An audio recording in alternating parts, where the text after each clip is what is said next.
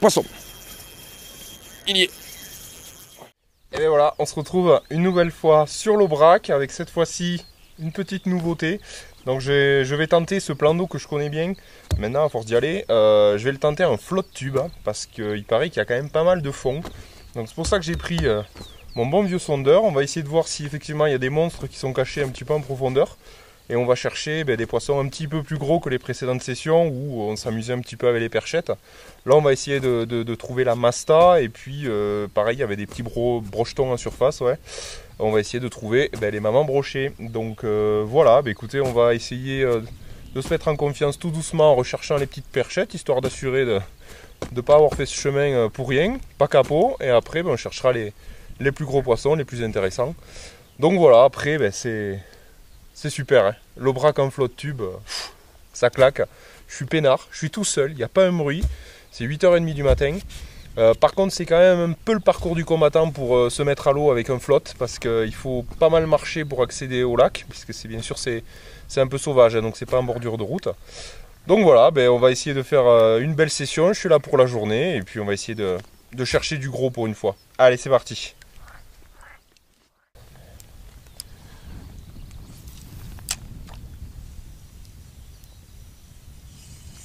Et ben voilà, premier lancé, décroché, merde.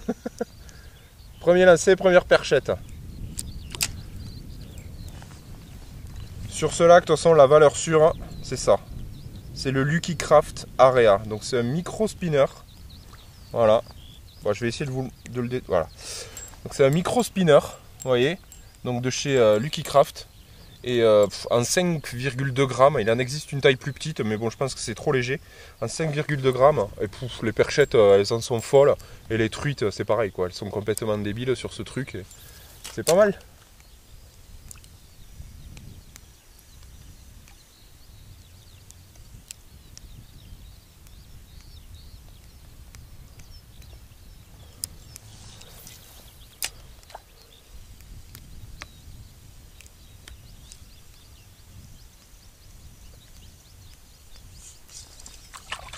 Poisson. Voilà. C'est une tuerie ce truc.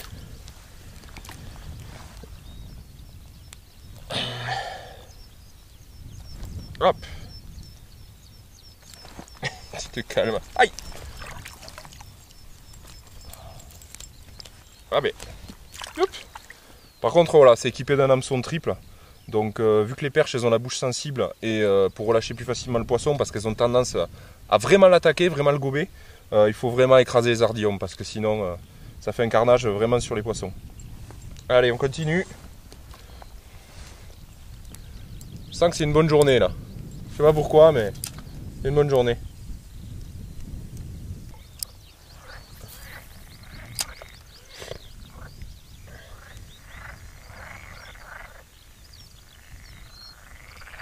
Ouais, poisson. Ah, c'est plus joli ça. Oh, elle est jolie celle-là. Ah ben je pense que c'est la plus grosse perche que j'ai fait ici. Oh, dommage. Ah, elle est partie. Oh, c'était une jolie perche. Je pense que c'est la plus belle que j'ai fait sur ce spot. Ah, elle devait faire un bon 25, ouais. Ah, purée, dommage. Bon, il y en a des plus grosses, ça c'est cool. Donc ça veut dire que sûrement plus profond, il y en a des encore plus grosses. Ah, c'est dommage, j'aurais aimé vous la montrer celle-là.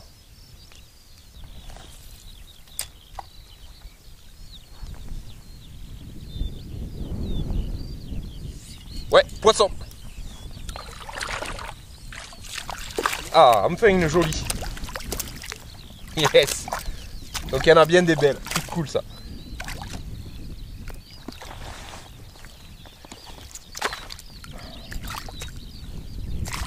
C'est pas encore les mastas du salagou, mais peut-être qu'elles sont pas loin. Et.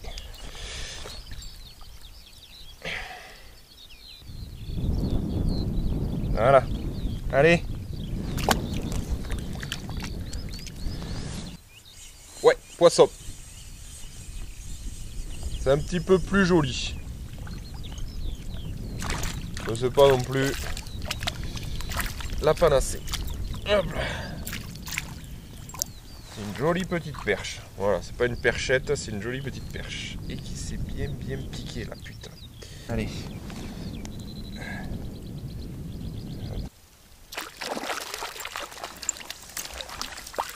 Hop là, quand même. Ouais, perchette, ça a 2 minutes. Mais... Voilà, c'est pas énorme, hein, mais bon. Allez. Ouais. Oh, joli. Non, décroché. Ah, c'était une plus jolie perche, là. Ah, ah, poisson. Ah oui. Décroché. C'était pas encore énorme, hein. Je sais pas où sont les mastas. Hein.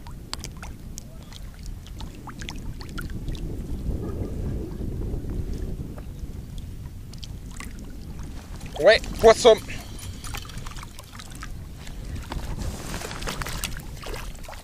Ouais. Allez. Ah, repart par contre, hein. Déconne pas, hein. C'est bon.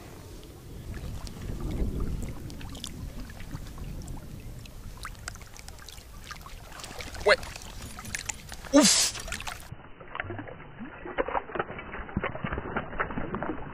Ouah, la truite.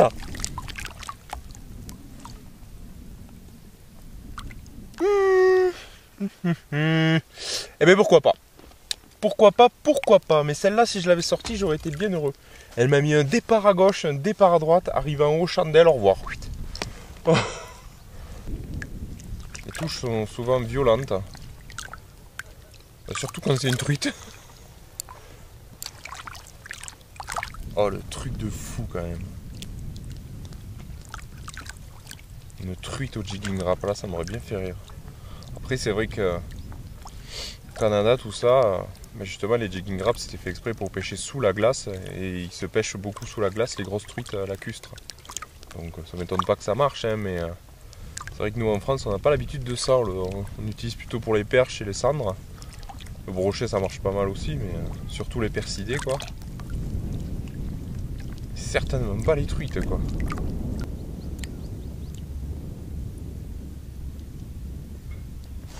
Ouf. Ouf.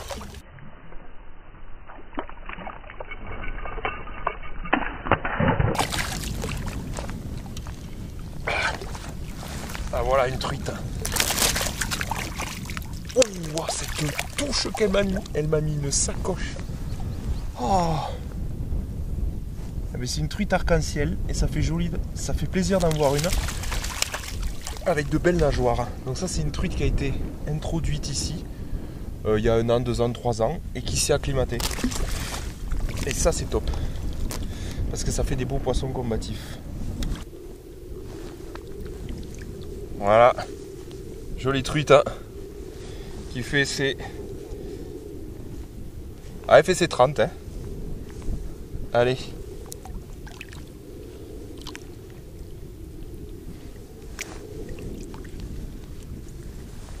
On peut secouer mais elle va repartir.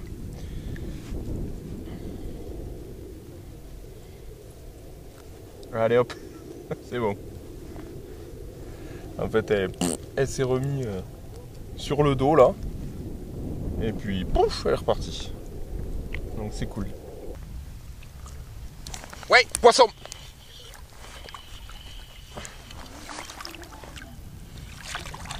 Une autre truite. Une autre truite. Putain, elles ont une patate. Oh non, décroché. Bon, je pense que vous l'avez vu à la caméra.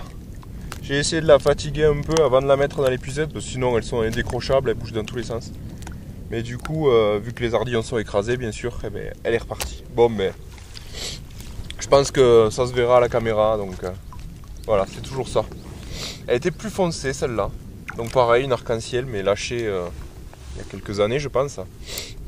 Et voilà, ça fait plaisir. Moi j'ai trouvé le leurre, là, la lame vibrante méga basse. Enfin, du moins, pas, on s'en fout que ce soit méga basse, mais lame vibrante. Ça les énerve pas mal. Ça me permet moi de prospecter beaucoup de superficie là. Et d'arriver à faire du poisson. Donc c'est cool. Ils sont réactifs à la lame. Donc pourquoi pas. Faut savoir... Ouh, poisson! Oh ben j'allais vous parler d'un truc, mais je dirais ça attendra. Non, décroché. Eh mais c'est pas possible. Deux truites décrochées. Bon, coup sur coup. Ouais, j'étais en train de vous dire, du coup, que l'eau ici est vraiment très foncée, très trouble, à cause de tout ce qui est tourbe notamment, donc qui va colorer l'eau. Mes palmes, je ne sais pas si vous les voyez, on dirait qu'elles sont jaunes alors qu'elles sont vraiment blanches. C'est vraiment une eau très foncée. Du coup, les poissons, ils adoptent cette couleur foncée. On le voit sur les truites, on l'a vu sur les perches.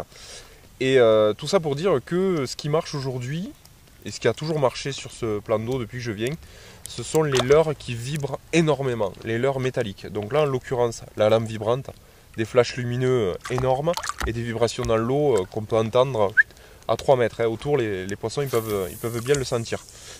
Donc ça, c'est pour les truites, la lame vibrante. Mais ensuite, pourquoi ça marche super bien le micro-spinner sur les perches? Parce que déjà, de base, ça marche très bien. Mais c'est surtout que, pareil, ça fait énormément de flashs lumineux et de vibrations. Et contrairement à leur souple, là, qui va être moins visible déjà, parce qu'il va moins vibrer, il n'y aura pas de flash lumineux, il sera difficilement repérable par les poissons. Donc il faudra vraiment que le leurre passe proche des poissons pour qu'ils puissent être intéressés. Mais là, en l'occurrence, les leurres vibrants, métalliques, là ça cartonne quoi, parce que les poissons le sentent de loin, ils le cherchent et ils le tapent quoi. On voit bien les touches comme elles sont sauvages, ils sont énervés, ils cherchent, ils le trouvent, ils tapent quoi. Donc voilà, on va essayer de continuer comme ça, puisque là j'ai loupé 2 truites. On va essayer de ferrer un peu mieux et de les ramener plus rapidement dans les pucettes. Ouf! Putain, j'ai pris une secousse encore là. Je pense que c'est vu à la caméra là. Ouf. Laisse tomber quoi. Ouais! Putain!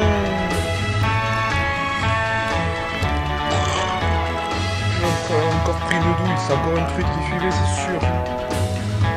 Bon allez, on continue. Allez, poisson. Décroché. Oh, oh, oh, oh. C'est un truc de fou. C'est un truc de fou, celle-là. Elle m'a mis une attaque encore. Bam, décroché, dommage. Les truites, c'est pas les perches. Une chandelle et puis ça rentre à la maison. Dommage. Allez, poisson. Elle y est celle-là. Putain, c'est pas possible. C'est pas possible. C'est pas possible, c'est pas possible. Allez, poisson. Là, elle y est. Putain, mais c'est barjot là. Hein.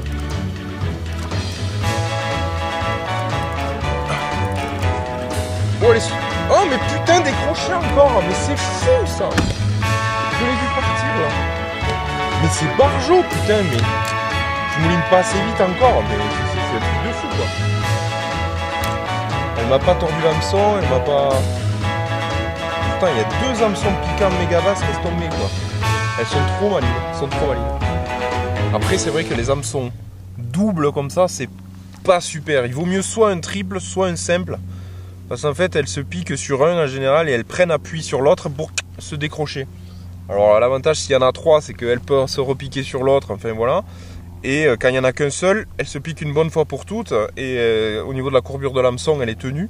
Et donc là, si vous maintenez bien la ligne, il n'y a pas de risque. Mais c'est vrai que les hameçons doubles comme ça, c'est un peu bâtard quoi.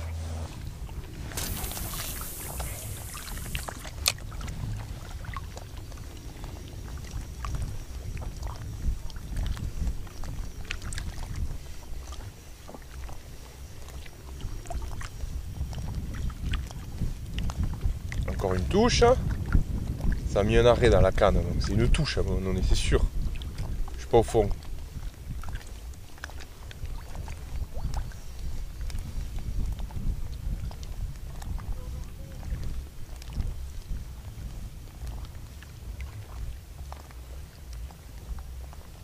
Allez.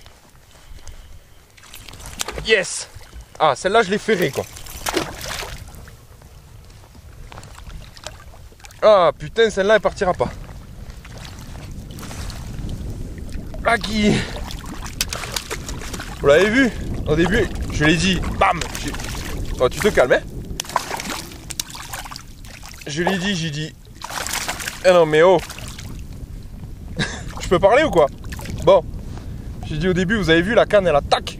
J'ai pris une tape. Parce que je nage en pleine eau, il n'y a pas d'obstacle. Donc si ça s'arrête, obligatoirement, il y a une tape. Ce que j'ai fait en fait, c'est que j'ai accéléré ma récupération. Ensuite, j'ai ralenti. Donc en gros, j'ai varié mon rythme. Et du coup, arrivé sur la fin, bam, elle a tapé.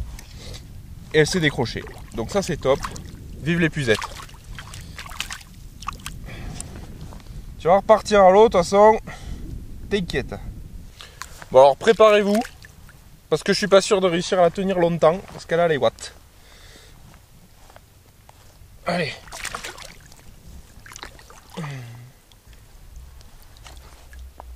Voilà. Allez. Ouf. Voilà. La petite lame méga basse. Alors celle-là c'est en 21 grammes si je dis pas de bêtises. Si ça vous intéresse, je vous mettrai le lien dans la description. C'est l'heure que j'ai acheté sur l'heurejapon.com. Je vous mettrai le lien vers là-bas. Donc voilà, 21 grammes. Donc la lame vibrante, elle va nager comme ça, la tête vers l'avant, tac tac tac tac. Et ensuite donc elle a plusieurs points d'ancrage en fonction de si on veut la faire plonger plus ou moins. Si vous le mettez sur le devant, elle va rester un peu plus comme ça. Si vous le mettez sur l'arrière, le poids va pencher vers l'avant et donc elle va plonger plus. Voilà, super leurre.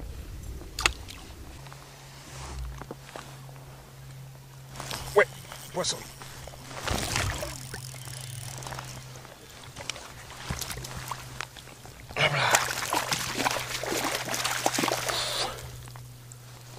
Celle-là, je l'ai eu.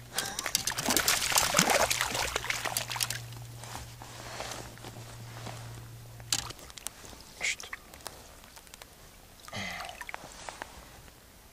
Jolie truité.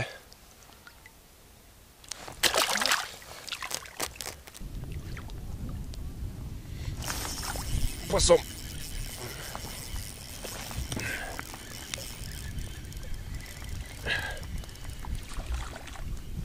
Oh, elle est là. Elle n'a pas compris ce qui se passe.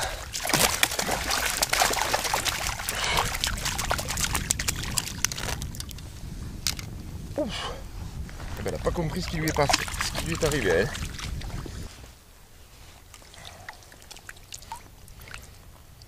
Jolie truite. Allez.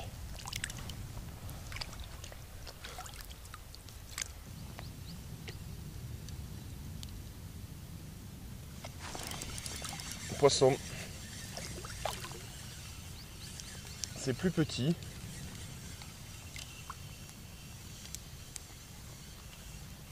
C'est plus petit.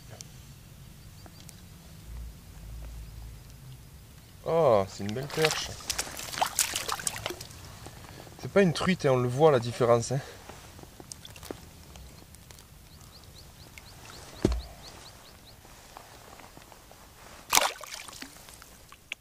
Bon, la session serait pas complète si je mettais pas un petit coup avec le Rock Vibe 1,2 pouces, mon leurre préféré. Donc je vais essayer de mettre 3-4 coups, bon, allez, 3-4 coups de canne, vite fait, et puis après ça sera la fin de la session. Allez, c'est parti. Ne me déçois pas, petit leurre. Ne me déçois pas. Voilà, petit Rock Vibe. C'est une tuerie ce leurre, c'est une tuerie. Voilà. Allez, bon ben voilà, c'est le moment pour moi de vous dire au revoir. Fin de la session sur l'Aubrac en flotte tube. J'espère que ça vous aura plu parce que c'est vrai que j'enchaîne pas mal les sessions ici sur l'Aubrac. Donc j'essaye quand même de diversifier un petit peu pour que ce soit pas toujours la même chose. La première fois il y avait un petit peu de truite en rivière. La deuxième fois c'était un petit peu spécial puisqu'on était en famille. Et là, c'était carrément spécial j'étais tout seul, mais en flotte tube. Et puis on a trouvé d'autres poissons dont on n'a pas accès, quand on est du bord, à savoir les truites à la lame vibrante. Donc c'était super, c'était des jolis poissons, avec des gros ferrages, des grosses touches. Donc c'est pas mal. Je suis déçu quand même de ne pas avoir trouvé des grosses perches et des brochets. Voilà, parce que c'est toujours intéressant, mais bon, tant pis. Je me console avec beaucoup de touches de truite, donc ça c'est top. Donc voilà, je vous dis à bientôt pour une prochaine vidéo. N'hésitez pas à vous abonner et puis on se retrouve la semaine prochaine. Ciao.